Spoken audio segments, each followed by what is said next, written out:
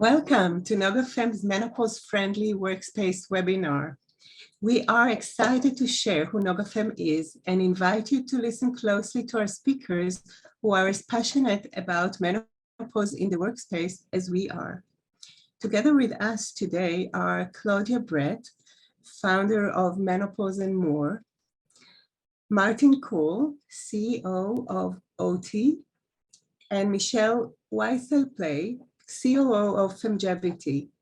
We are Dr. Ronelle Klingman and Dr. Michal Sela, co-founders of NogaFem. Just a few housekeeping rules before we start. So comments and questions are welcome on the chat. The speakers will answer your questions during the panel presentation at the second part of the webinar. Hebrew subtitle translation is available for Hebrew speakers. Please click the CC Live Transcript button on Zoom to show subtitles.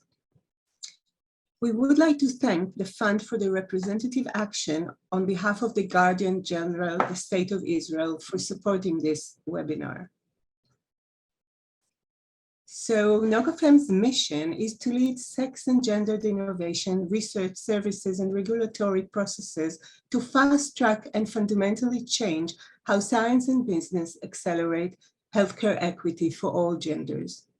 NogaFem's current focus is on education, knowledge, integrating gender lens into healthcare, education, research, and innovation, and menopause in the workspace. With 100% of women going through menopause, 1.2 billion women being in menopause by 2030, and 46 million entering menopause each year, menopause is in the spotlight. Women at the age of 40 plus are the largest growing demographics in the workplace. Considering that women spend more than a third of their lives in perimenopause or postmenopause, and this is at a time where they are entering the most highly skilled stages of their careers, it is very evident that this is a gap that we need to address. Given that an estimated 1 in 4 women have serious symptoms of perimenopause or menopause, this is not something we can ignore. According to the US labor force statistics, women aged 45 to 54 years are 75% of the US workforce. That's the 2022 US labor statistics, and 60% of those 55 to 64.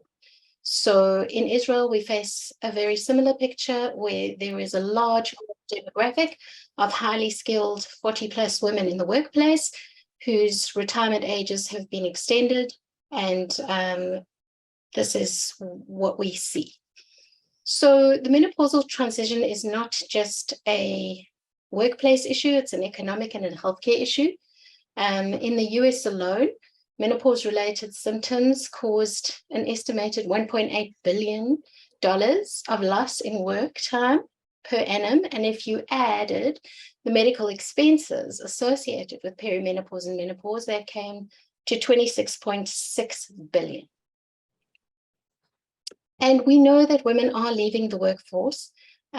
We've seen many studies, both in the UK and in the USA, of women leaving the workforce. We'd like to present our Israel data done by the Israel Menopause Society in 2021, a survey of 2,230 women, where 31% showed that menopause and perimenopausal symptoms have a negative impact on their working lives.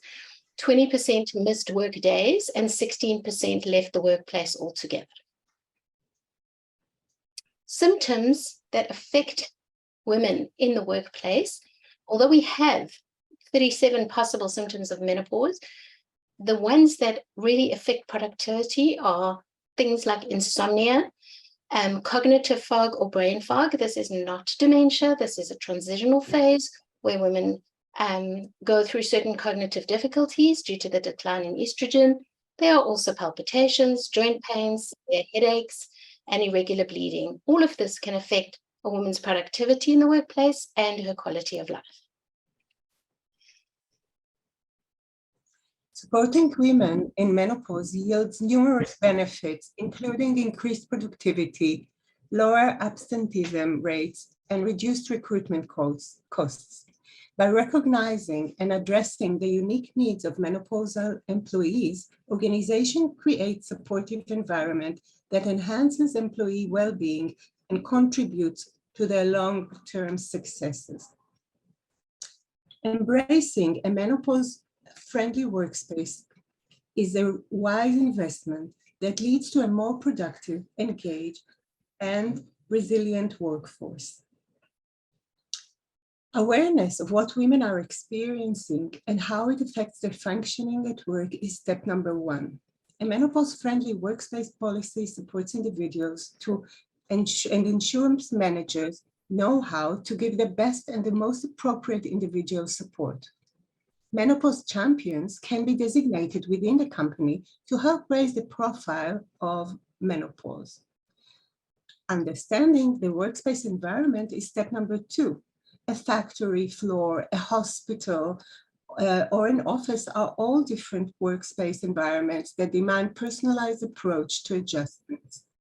Employers can support adjustments to their employees' working conditions to meet the needs of the symptoms experienced by menopausal women.